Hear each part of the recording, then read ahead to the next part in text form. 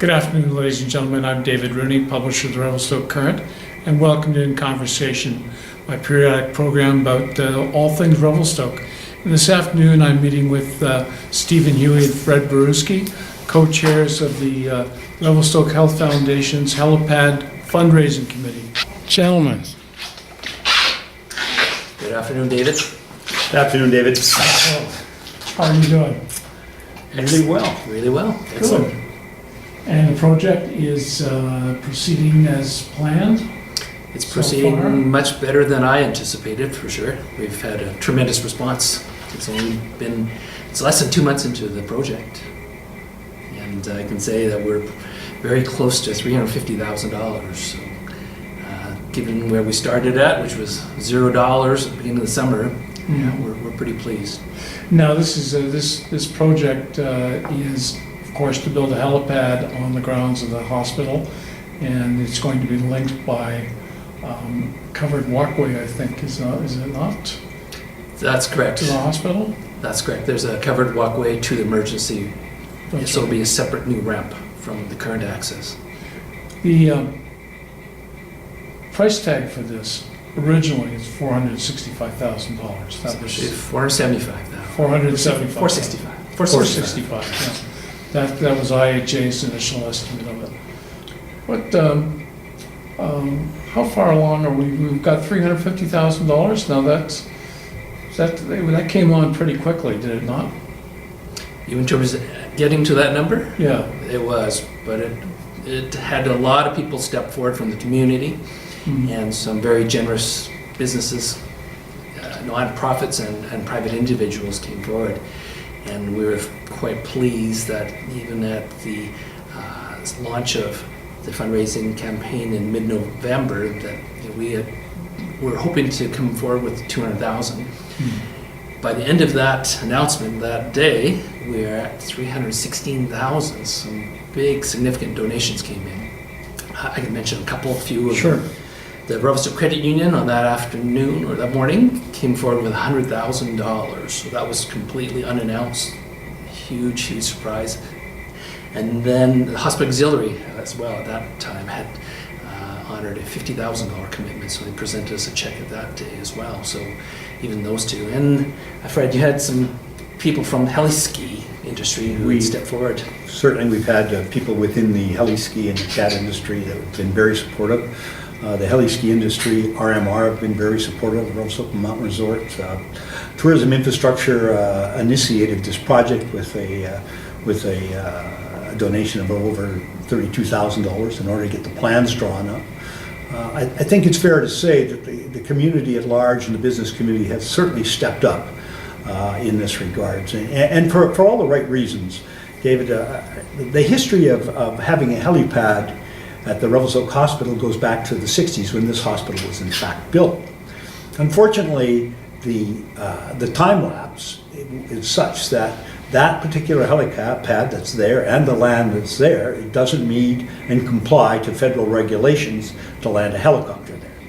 So under Interior Health, it basically came to be that they did not want any helicopters landing at that helipad next to the hospital for liability reasons, etc. It was up to us as a community to decide whether we should have a helipad at our hospital to look after emergency needs, whether it be highway accidents, local heart attacks, etc., or people who get hurt on the mountains or wherever. Important project. We're an isolated community, and to say the least, David, we know what happens when the highways close. Ambulances can't get out of here. They can't get in here. The only real evacuation is helicopter. And if we have a terrible accident, we have to get people out to neighboring hospitals, whether it be Kelowna or Campbell, for serious medical reasons. To have a heliport at the Revelstoke Queen Victoria Hospital is essential. The way the rules are now, if an accident did happen and we needed to helivac a victim from a particular scene to the Revelstoke Hospital, technically they would have to come and land at the Revelstoke Airport in a helicopter. From there, one of our local ambulances providing they're in town and not on the road, will drive to the airport to pick the victim up, transport him back to the Revelstoke Hospital. On the assumption he gets to the Revelstoke Hospital, or she gets to the Revelstoke Hospital, and they need a further assistance medically, and that the recommendations of the local medical team is to send them to Kamloops, for instance, they have to repackage the victim, put him back in the ambulance, take him back down to the Revelstoke Airport, put him in a helicopter, and then get him out of here.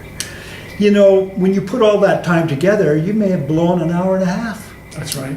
And an hour and a half in a serious accidental situation or a health situation is critical.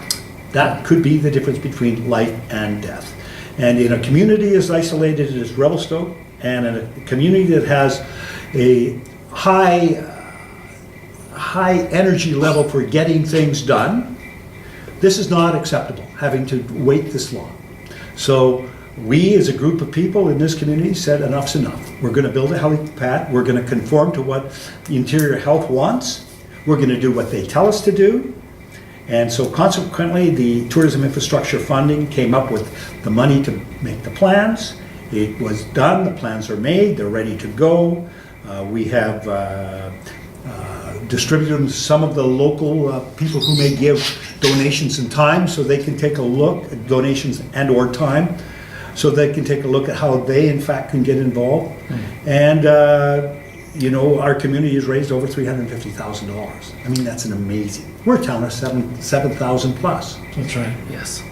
I think one of the things, you know, as Fred and I've done a presentation a few times to various groups, and I've not had to strong-arm basically anybody to get involved or to participate in this project. It's an easy for people to understand about the need.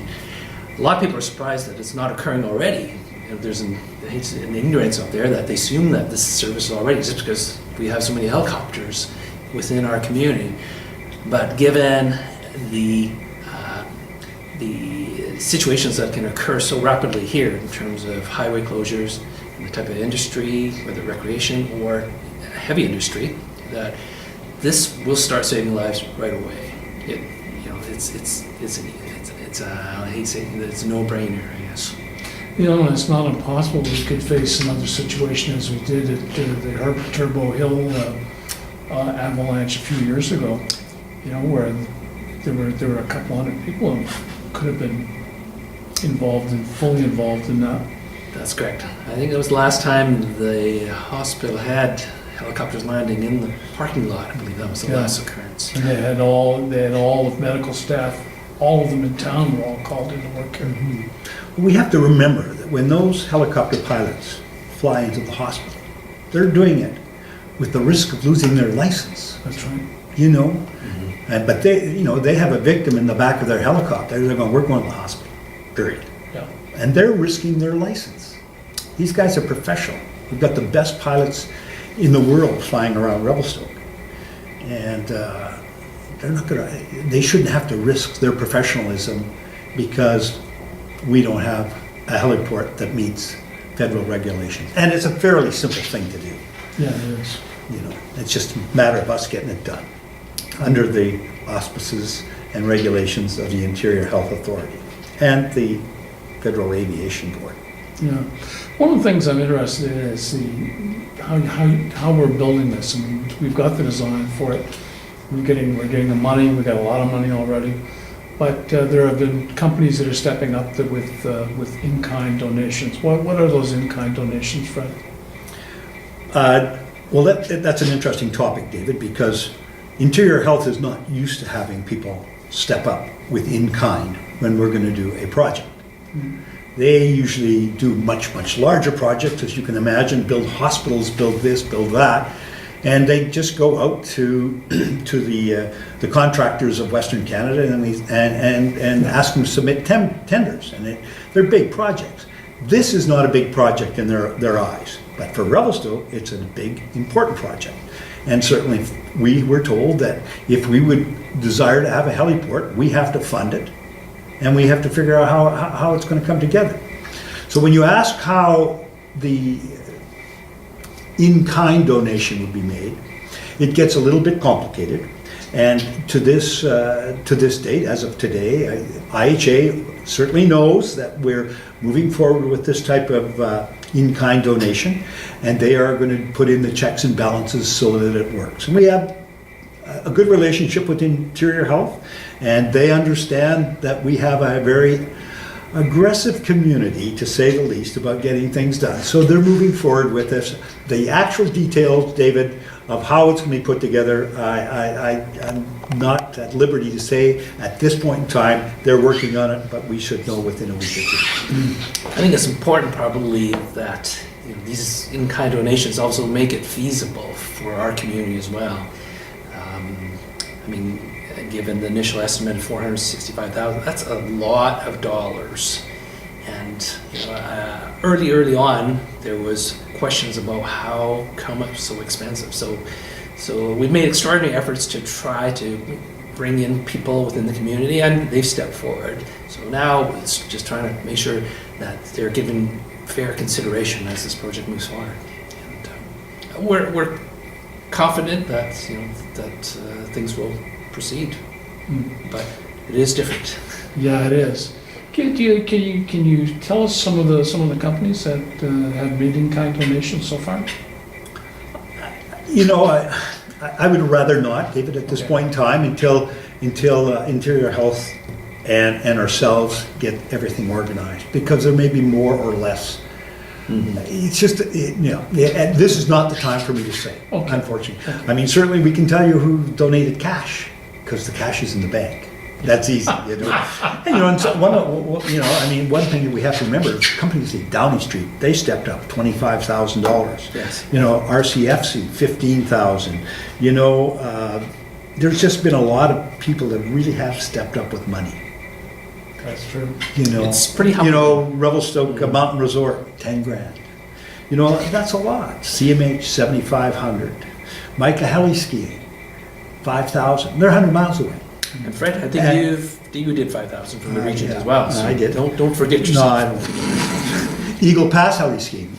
Yeah. Great young company in Revelstoke. They were the first to put 5,000. They were the first people to throw their money in, because they understand that they work with helicopters. Sure, and if you're in the heli-skiing business, your clients want to know that if you have an accident in the backcountry, that there's going to be a helicopter there to pick you up ASAP and get you to a hospital ASAP.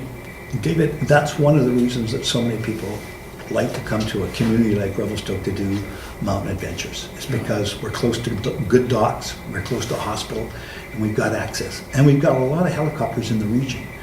And the mountain adventure side of this is important, but the highways, David, we don't have to speak about these highways anymore.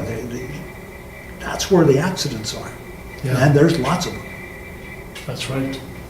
This is one of the most dangerous stretches of highway in the country. Exactly. Well, I think it's important. Do you know what the smallest donation is that you've received? Well, we were selling $65 a square foot of the helipad, and that's been a popular amount with lots of folks out there. So lots of people have used that. A lot of people have given $65 per member of their family. But donations, every day, every other day, there's a donation popping in, either in the mail or... So it's been ongoing since we launched. I can probably say that, out of the private donations, there's probably $100,000 from private individuals in the community. So some of those kept anonymous, but and given down the road that we will provide some recognition to everybody, we can hopefully have some method of providing those names. So somebody donates $65, and that helps cover what's the That's number? approximately. We took the full price of the project, and then we calculated the square feet and divided it out, and it was $65 a square foot. We used it as just a reference number for people to wrap their heads around. Yeah. Now, is there maybe you haven't decide on this, but do you get your name on a plaque somewhere, or? We're hoping to have something in the foyer of the Queen Victoria Hospital. We do have the hospital, the Health Foundation currently has a wall there to recognize donors. It seems natural that something would be provided there. I think it'd be the easiest probably to maintain. If you put anything outside, the weather's so hard here. Yeah. And given that if you put it out near the helipad, not a lot of people walk by there anyways, so. Although, I remember when I was in Calgary, back in the 80s, they sold, they created their downtown Olympic Square in front of City Hall, Right. and that was all, you got it, you kicked in a certain amount of money, and you got, I think it was $100, and you got a little tile, and the whole thing was tiled with all family names and all the donors, Yeah. which was kind of cool, Yeah. until last year when they decided they were gonna try and take it out. I don't think that's probably practical for us to try to do that on the helipad. There's probably some limitations what we can do on the surface. Yeah. But, we could probably be creative in the foyer, come up with something that, People like getting a little That's important. family recognition. and I think, when this project gets finished, I think there's going to be one good party probably out on the helipad. I think we'll celebrate pretty good. We'll make sure everybody gets a We're gonna have to get IHA permission though, David. Or, excuse me. Well, we'll have to sneak out there, half hours. I think a glass of champagne, that'd be Yeah, a good yeah. idea, yeah. Yes. Yeah. So if somebody wants to contribute, it's easy to do. There's 3 methods.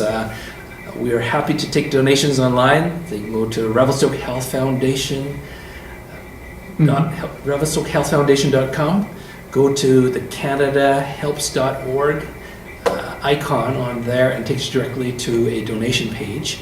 And you can make your donation online with your credit card. Your receipts are issued right away. You can send a check to Box 2421 at Revelstoke here, care of BC, VOE 2SO. Checks made out to Revelstoke District Health Foundation. Or as easy as going into the Revelstoke Credit Union. We have an account set up there. The tellers there easily take a check, and happy to take donations, in person there. Excellent. Gentlemen, thank you very much. Appreciate it, David. Thank you, David. Okay. And thank you, ladies and gentlemen.